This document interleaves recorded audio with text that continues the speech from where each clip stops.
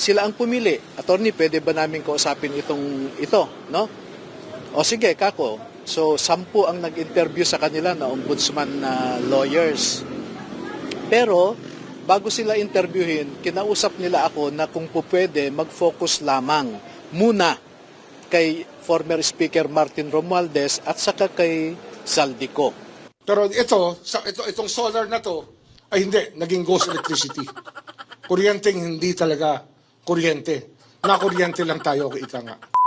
What's up mga kababayan, PH Trending here. Dito sa video natin ngayon ay ating panoorin to nagbabagang balita. Sinubukan di umanong suhulan ang Brave 18 dito sa anomalya ng flood control project na may natanggap di umanong mga text message, no? Ang bawat individual na galing kina Romualdez at Zaldico. Nako naman po. Dagdag pa rito na di umano, gusto nilang manahimik na lamang itong mga taong to, no? Sa pagsisiwalat ng katotohanan. Grabe naman yan. Pero ang malaking katanungan pumayag ba itong mga Brave 18 natin sa kagustuhan itong sina Romualdez at Zaldico? Yan ang ating mapapanood dito sa video natin ngayon. Pero bago ang lahat mga kababayan, huwag niyo po sana kalimutang mag-like at subscribe para updated ka sa mga uploads ko araw-araw. At yun na nga mga kababayan, dagdag pang balita na mukhang inuubos talaga ang mga nasa minority, no? Na ngayon kinakasuhan itong si Senator Legarda patungkol nga sa kanyang solar panel business, no? Na itong si Boying ano-ano na lang ang dinada sa harap ng kamera. Kahit na nagmumukha na itong tanga di umano. Kung kaya naman hindi ko na patatagalin pa, heto na ang buong video. Ngayon yung 16 from Brave, the Brave voluntary surrender din po yung sige pa, ano nangyari rin sa court? Natapos po nilang makakomply lahat ng requirements kasi nag-uwian silang lahat. Binigyan natin sila ng pamasahe kasi talagang hirap ang buhay, no? So nakabalik din sila kagabi. So overnight, kinompleto namin lahat. Pero merong 2 hindi pa bumabalik, no? So susunod na lang siguro silang magpiyansa. Tapos, attorney, anong nararamdaman ng Brave 16 ngayon na ito voluntary surrender? Ginawa nila gano'ng kalinis yung hangarin talaga na tulungan na ma-expose yung... Alam mo, believe ako sa kanila dahil ako meron sila laging sinasubmit sa akin na recording ng mga tawag, yung mga text na sinusuhulan sila na matanggal na lahat ang kaso nila, may pera pa sila, pero manahimik na lang sila, magtago, no? Pero ang sabi nila sa akin, sir, respeto na lang namin ito sa sarili namin at saka sa pamilya namin dahil alam nila na yung ginagawa namin ay tama. Tapos may mga ganitong issue na di ba nakapag-submit tayo ng joint affidavit na pwede sa ombudsman. Tapos parang ang DOJ may statement na parang pinapasura na ng ombudsman. Hindi ko po alam kung yung DOJ na ang spokesperson ng ombudsman ngayon. Kasi wala akong natatanggap na ganyang impormasyon o sulat man lang na binabasura nila yung pinagsamang sinumpaang salaysay. At it's very improper to dismiss that because yung referral ko po dyan is I was requesting the Office of the Ombudsman to conduct a factual investigation based on the allegations in the pinagsamang sinumpaang salaysay. Wala pa kaming particular na kinakasuhan actually, no? So ang ginawa ng ombudsman, nagpatawag sila ng sample. So sila ang pumili. Attorney, pwede ba namin kausapin ito, no? O sige, kako. So 10 ang nag-interview sa kanila na ombudsman na lawyers. Pero bago sila interviewin, kinausap nila ako na kung pwede, mag-focus lamang muna kay former Speaker Martin Romualdez at saka kay Zaldico, no? So sino yung pipiliin nyo? So attorney, sa date na ito, itong tao na ito, ganon. Sila ang pumili. Pagkatapos po nilang ma-interview yung first 8 sa pinili nila, ang sabi nila, kontento na kami, no? Ang susunod na lang namin gawin ay yung magkaroon ng walkthrough. Itetest namin sila kung totoong nakapunta sila sa mga bahay na sinasabi nila, yung mga addresses.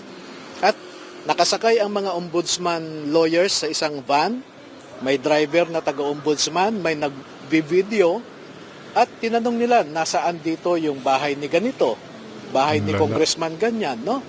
At sabi nila, satisfied sila, alam nila yung sinasabi nila. Kaya naman naglabas ng public announcement ang ombudsman, di po ba? Na ang sabi ay naniniwala kami sa sinabi ng initial na 8 na ito. Credible sila kasi nandoon sila mismo. At ang sinasabi nila is based on personal knowledge, hindi hearsay. Kaya nagtataka ako dito sa DOJ, baka naman sila yung bagong spokesperson ng Office of the Ombudsman. Sir, klaro na as of this moment, wala Panigurado may order galing sa taas dyan, no? Na buluktutin itong anomalyang ito. walang sinasabing ombudsman na hindi na namin gagamitin yung testimonies, yung affidavit, yung walo. Wala po silang sinasabi na ganon. And then klaro din po na kapag lumabas pa yung warrant sa iba pang RTC, voluntary surrender yung gagawin, yung namin susuko, Opo, oo. Pagka lumabas ang warrant of arrest, pupunta kami kaagad sa korte, mag-surrender, no? Kasi handa naman naming sagutin, no? Katulad nung reklamo ni Trillanes dito, no?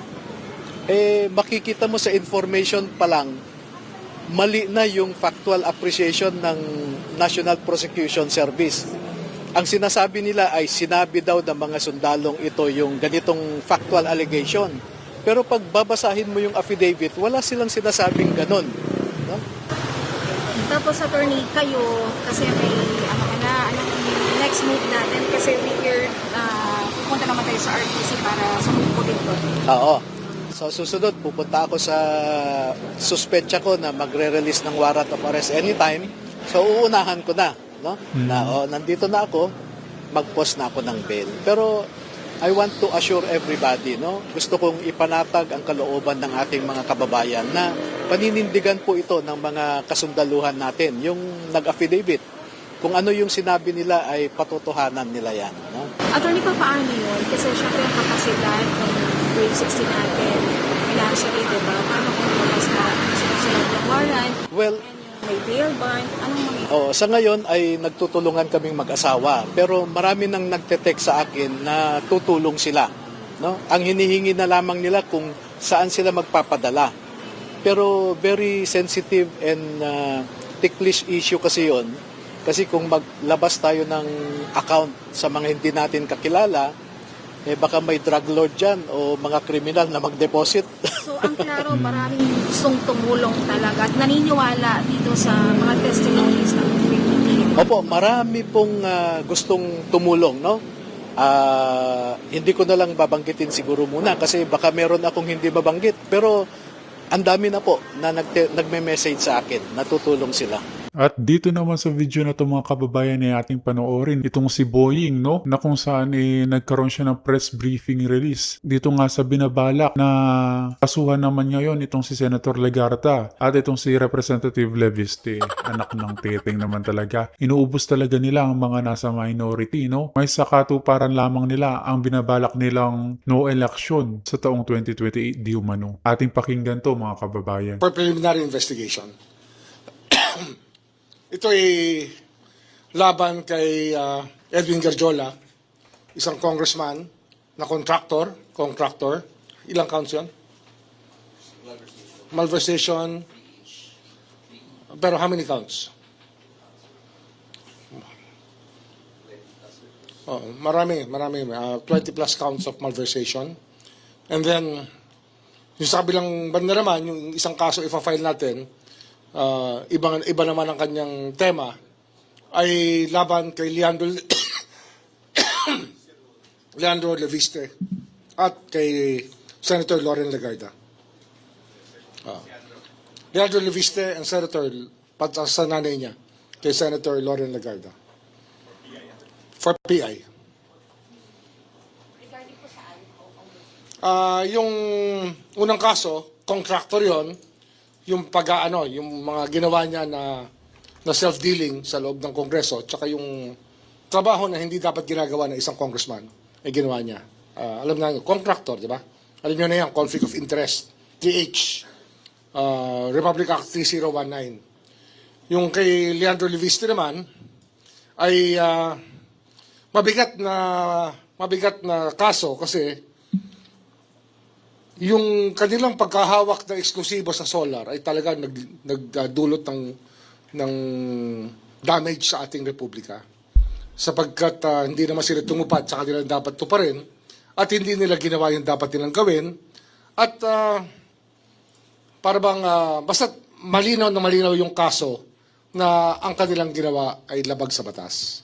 At ang laki nang nawala sa ating mga Pilipino sa pagkakasalansan ng solar empire ni Leviste na ang nangyari naman ay binenta lang.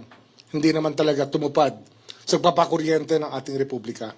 Kasi kumuha sila ng exclusive exclusive service contracts na sa buong Pilipinas na sila lang ang maaaring mag-produce at gumamit at magbenta ng solar energy.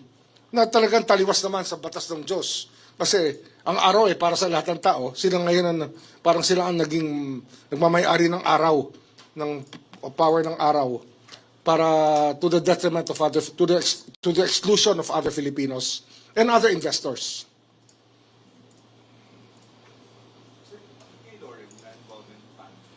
Kay Loren, kasama siya kasi hindi naman makukuha ng 21-year-old, 21 lang si Leandro noon eh. Yung prangkisa na exclusive, kung hindi tinulungan ng nanay niya na chairman noon ng Finance Committee ng Senado. Parang appropriations yan ng House, Finance Committee ng Senado. At ginamit niya yung kanyang posisyon para makakuha ng prangkisa yung anak niya.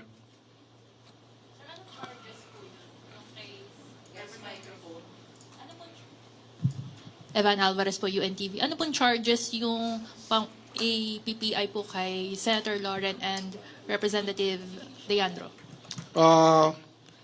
Plunder, tapos sa 3019, 3H, 3I, 3E. Conflict of interest is one of them. Ombudsman, good afternoon po. Isa Umali from DCWB. What if sabihin po ni Congressman Leviste na pinupolitika siya, kaya ngayon po ay siya isa sa ilalim sa... Masusi namin pinag-aralan to kasi this is a very novel case. Hindi ito basta-bastang maiisip na dapat gawin. Pero pag pinag-aralan mo yung nangyari sa ating energy sector sa Pilipinas, talaga nag-suffer tayo sa ginawa nila. Kasi nga, nung buong mundo ay nagsosolar na, ang China at ang lahat ng buong mundo ay nagsosolar na, dito, kinuha nila yung exclusivity na solar. At saka may mga project talagang hindi matuloy-tuloy at hindi on-stream, hindi magamit dahil pinipigilan sila ng Department of Energy dahil mayroong exclusive contract. Nangyari yan sa lalawigan ng Cavite. Nagkaroon kami ng isang 80-hectare solar field. 40 ba? 40 to 80 hectares sa loob ng EPSA na hindi nabigay ng feed-in tariff na fit dahil may exclusive na ang itong exclusive franchise na dapat dumaan ka sa kanila para makagamit ka ng solar. Sipin nyo yun, para makagamit ka ng araw, magpapaalam ka sa kanila.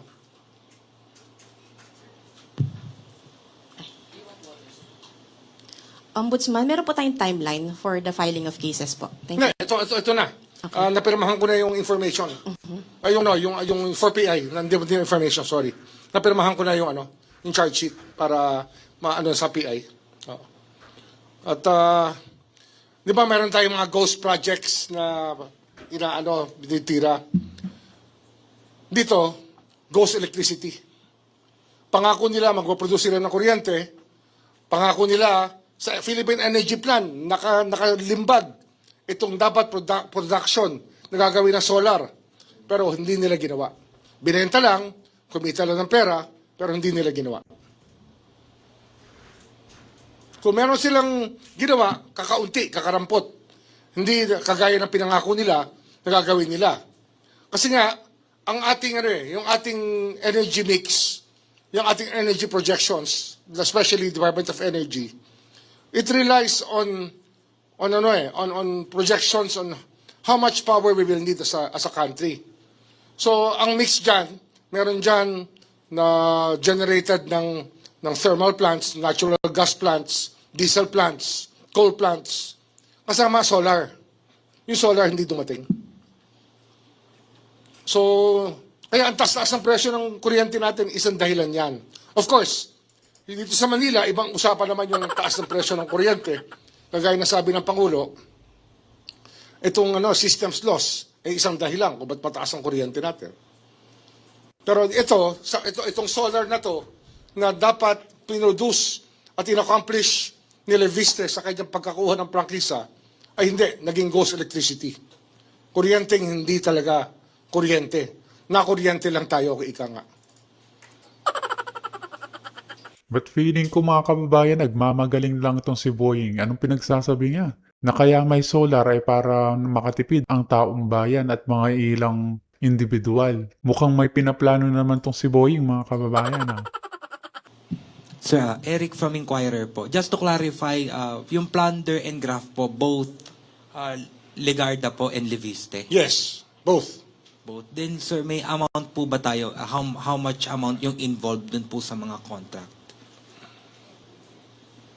10 billion. 10 billion. Thank you po. 10 billion.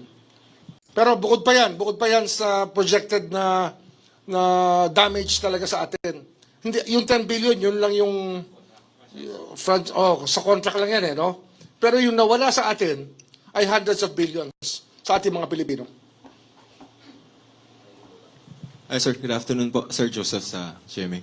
Sir, I understand si Secretary Green filed a complaint sa DOJ. How are the two related? I mean, independent ba to sa atin? Or maybe final na si Sec Green eh? Yan final ba sa atin? So, Is it part of the Leviste investigation? Sa DOJ siya file. so sir, ito po ay Iba to. independent investigation. Ito, for government officials to, bali, di ba? Ombudsman jurisdiction to. Okay, so sir, since mag-PPI na tayo, the may findings ng plunder, so when did we start the fact-finding? Matagal na to. We started this. I gave instructions as early as November about this. Okay. Pero we started it January. Kasi nga, sa dami ng pinaprioritize ng opisina tungkol sa mga kaso, especially flood control. Yan lang po mag-ina, yung dalawa. For Marami this. pa. Pati si Secretary Cusi is part of it. So tatlo sir. At least three personalities. 3 key personalities, pero marami pang iba. So sir, ang for PI natin, tatlo tayo sir or dalawa muna? Tatlong. Sa QC. Okay. Secretary Cusi. Okay, yun muna sir sa akin. Al Cusi.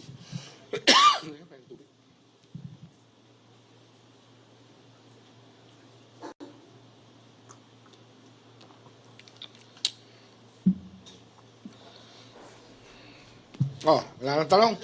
Okay na. Sir, marami.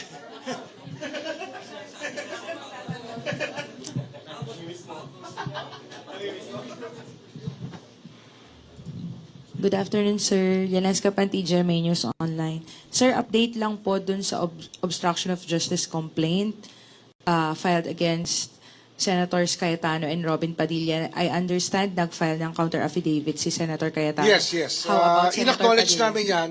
In fact, sinulatan ko si Senator Padilla tungkol dito. Kasi nga, nagkaroon ng problema sa opisina mismo. Yung ating procedure dito is contained in an office order sa rules ng ombudsman ay hindi sinunod yung naglalag. Kaya under investigation ngayon yung naglalag ng communications. Kaya I wrote Senator Padilla explaining nga na yung aming procedure na bawat communication ay dapat malag muna bago ma-filled out ay hindi sinunod ng isang personal natin dito. Tama siya. Kaya sumulat nga ako sa kanya parang ipaliwanag itong pangyayaring ito. Sir, sorry. Saan po nagkaroon ng problema? Mali Dito, po yung pag-file? sa receiving O kasi- namin, sa receiving kasi namin dito sa Central Records, meron siya ilalag dapat ang bawat communication. Dapat yan, nasa isang tingin mo sa computer, alam mo kung kailan dumating yung bawat dokumento.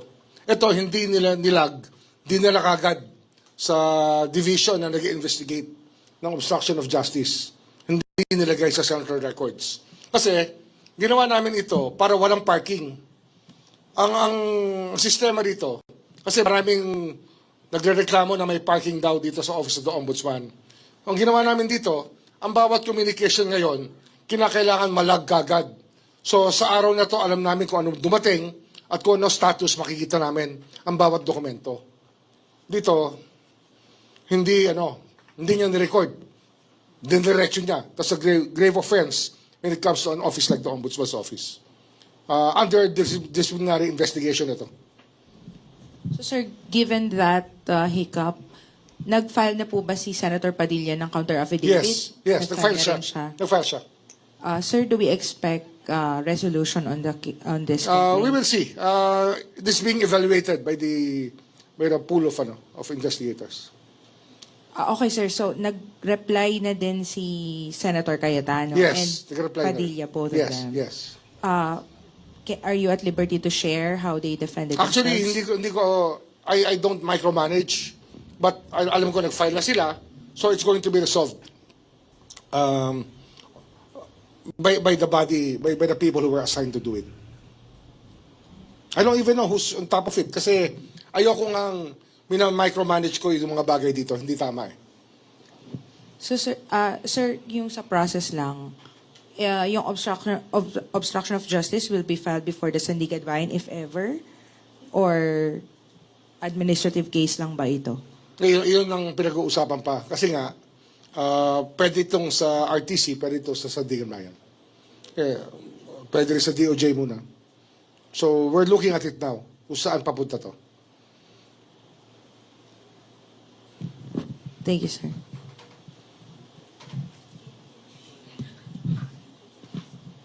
Juan Antonio po from IBC News. Ombudsman, hingi lang po kami ng update regarding po doon sa mga documents and evidence na sinubmit po ni Senator Ping Lacson regarding po sa flood control sa Taguig. Meron na po ba kayong... Nakakakuha lang namin ng... may nagsabi lang sa akin kanina, habang ako'y nanananghali, na dumating na sa amin yung information na pinadala ni Senator Lacson. I-evaluate pa. Pero evaluating it kasi nga, iba-ibang standard tayo. Andito ang standard kasi dito, kinakailangan, bago namin i-file, alam namin kompleto pati ebidensya. TJ Mendoza po from Net25. Ombudsman, yung ano lang po kay Romualdez, if ever meron na pong update and nasaan na po yung Well, PI na siya. So, Mukhang mauuna pang makulong yan si Senador Legarda. Pustahan man mga kababayan. Kesa kay Tambalos. Naku, di ko alam. No comment time dyan. we expect the counter affidavit to be delivered here within the next few days. Dapat this week, mag-file na sila ng counter affidavit. Kasi last week pa yun. 8 days ago ba yun? 8 days ago yun. Or 7 days ago. 8 days ago. How about yung kay Sen Cheese po? PI? Still undergoing PI. Yung kay Congressman Leviste, Ombudsman, available po ba yun or... Non-bailable ang plunder. So...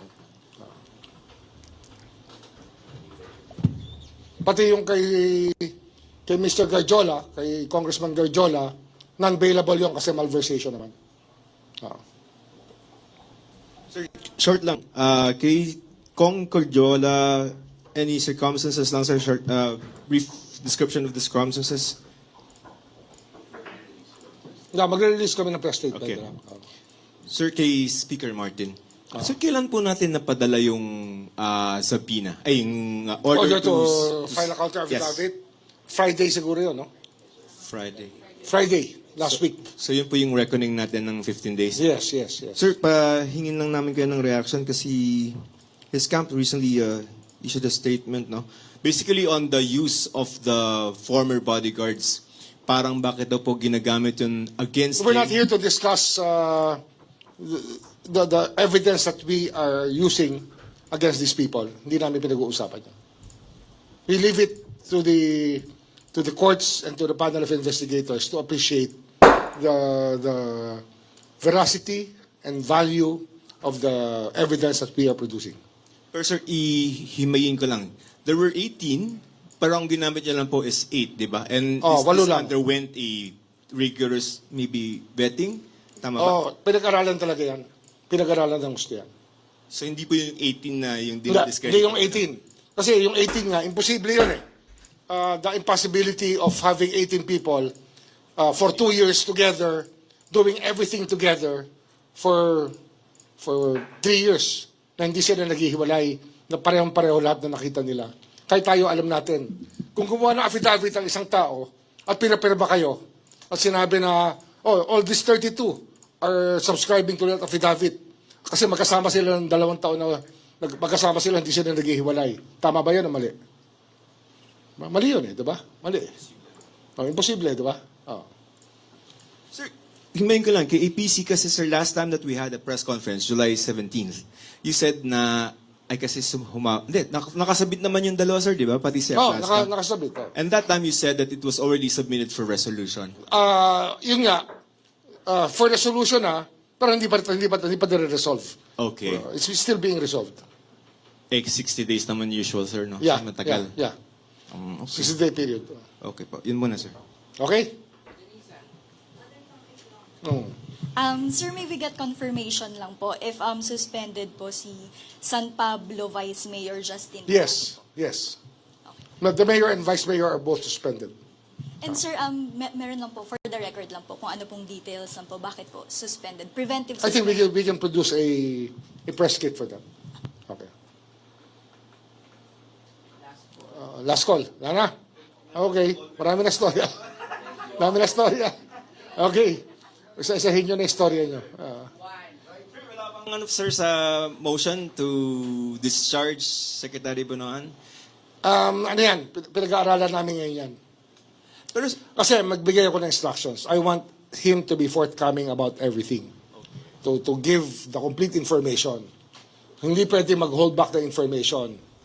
And especially, pag sa restitution, dapat malinaw. And we are evaluating it now. Kasi sabi ko nga, kung ang value ng kanyang testimony ay hilaw, wag na lang. Tuloy na namin yung kaso sa kanya. Diba? We're evaluating it. Ganyan yan eh. Pag kumuha ka ng testigo, tapos bigla na lang patumpik-tumpik, hindi pwede yun. nandiyan ba siya, sir, ngayon? Parang medyo iffy. Hindi merong mga tinatanong na hindi sinasagot ng maayos eh. Siyempre, we're still trying to get to everything that he can contribute when there are some answers that we are not able to get from him. But you did say before, sir, na parang pag halimbawang maayos yung Yun nga yun eh. gagamitin kay Martin, di ba? Gagamitin. Kaya nga, pagka hindi kami na-satisfy sa kanyang testimony, baka balik namin siya sa mga nasasakdal.